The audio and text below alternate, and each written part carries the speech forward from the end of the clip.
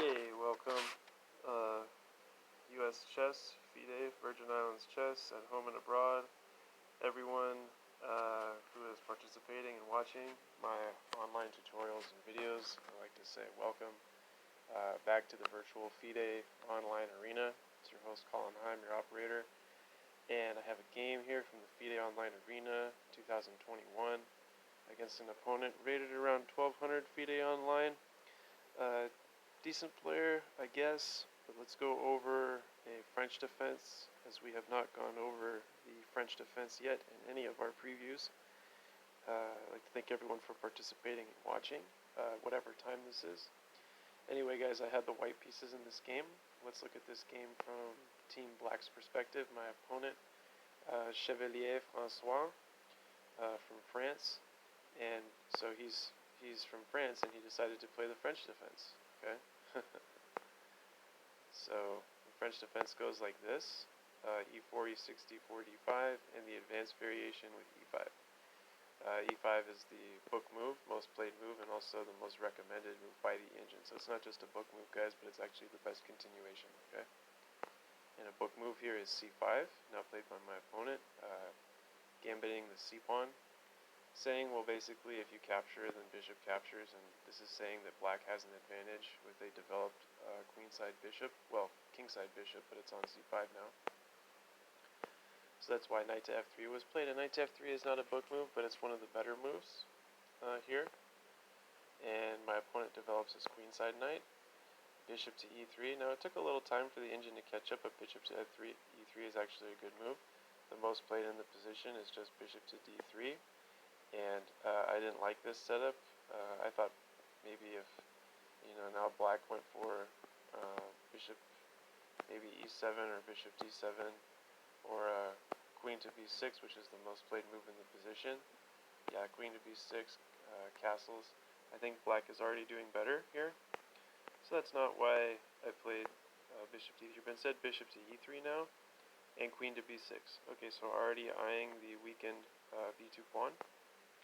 And now b3, c captures on d4, bishop captures on d4, queenside knight captures on d4, queen captures on d4, okay. Knight captures, knight captures, knight captures, okay. So we understand in the first 6 to 9 moves, the most played move in this French is captures, and that was why I had played bishop to e3, because I thought that after this exchange variation of no queens on the board, white still at least has good drawing chances. I wasn't exactly sure how to win this French defense, as it's been a long time since I've played a French. Again, in my playlist here with over 50 videos from the FIDE Online Arena, we see a lot of modern defenses, guys. We see a lot of queen's pawn openings, queen's gambit, Sicilian defense, Zigbert Tarrasch, semi-Tarrasch, open Tarrasch, Marshall defense. So we see a lot of these kinds of openings, but this is the first video with the French defense, so here we go. Let's proceed. Bishop to d3, bishop to c5, now putting pressure on the d4 knight. c3 is the best move, protecting and also gaining some authority on the queen side. Knight to e7, b4, attacking the bishop, bishop captures d4, c captures d4, and knight to c6. As we see, there is no way to defend the d4 pawn. White is going to lose the d4 pawn. But now b5, and after knight captures, the intent is now to capture on a6, and now, despite being up a pawn, white still has a fantastic e5 pawn in this advanced variation of the French. Thank you guys for participating and watching, men and women, children, boys and girls, anyone who's learning or advanced. I think you might still get something from this, as I had come up with a brilliancy in order to draw this game. So you guys just need to pay attention to a real technical, support mainframe master. I basically play like a bot, so let's go. Short castles was actually the best move. Short castles, well, when you give the engine a couple moments to think, it's good. Bishop to d7, rook to d1.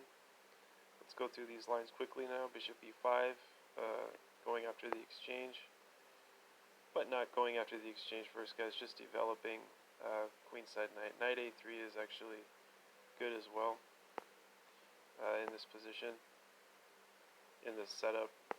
Rook captures d3, knight to c6, f4. f4 is the best move, now getting more room on the king side.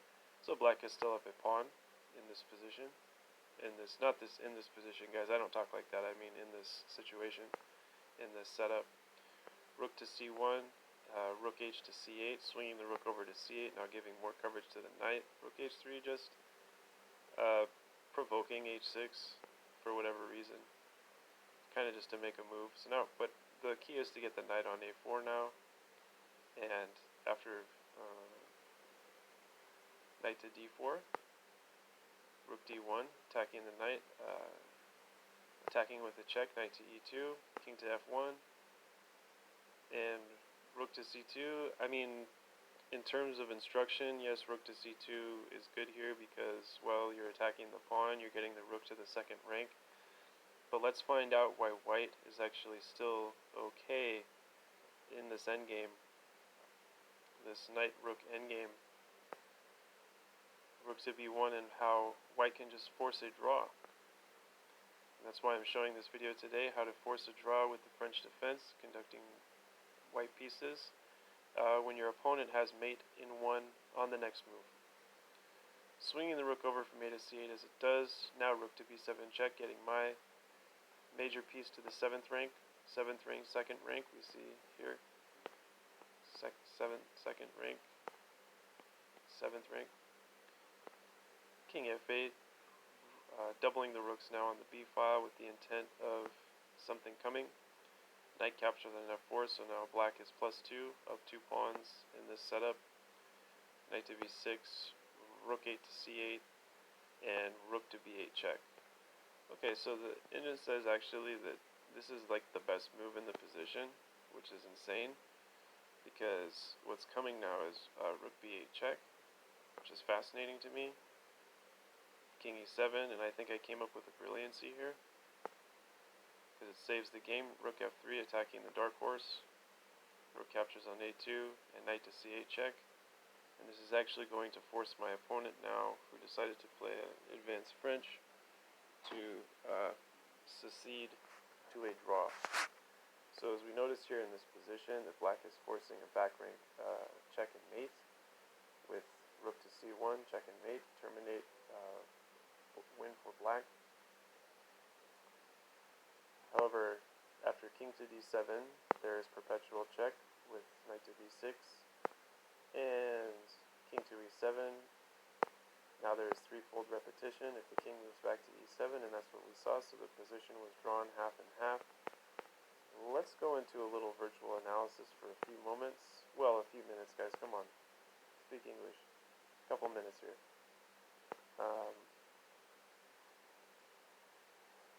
So, what if, after, let's just say, king to d7, and now, what if you decide to bring the king to the restricted square?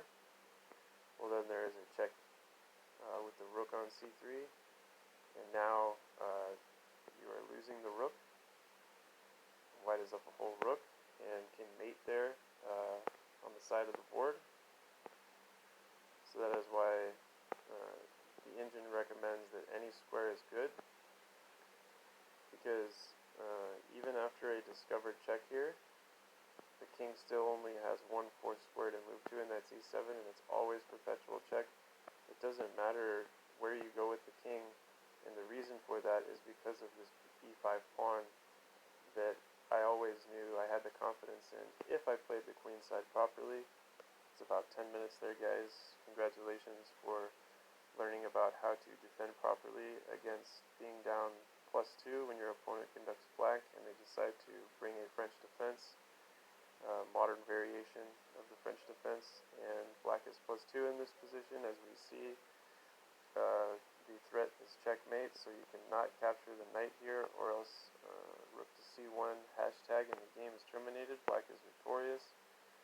That is why perpetual check is the best way to go, and that is how to draw in 36 moves. And let's go back to somewhere in this exchange.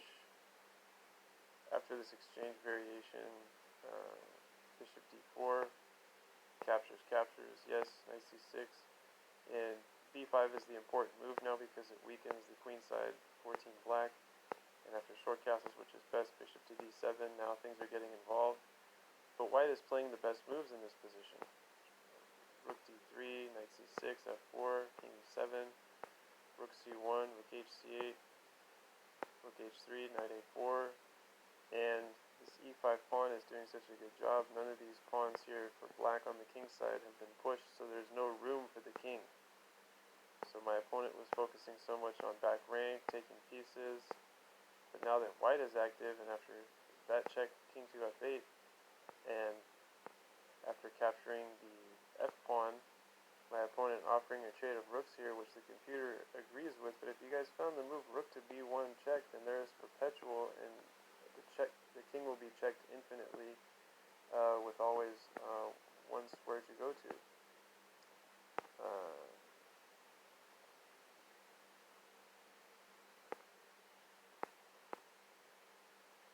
Yeah, so after this, we saw the rook getting out of the way, and because now the threat is checkmate, there are no more double rooks on the c file. That allows white to give perpetual check, and that is the end of the game, half and half. And I was very proud of what I came up with here. Thank you guys for watching. Learned something today. Take care, and see you on the other side of the chessboard over the board. And good luck with your chess online and over the board. Take care, guys. Thank you very much. Bye-bye for now.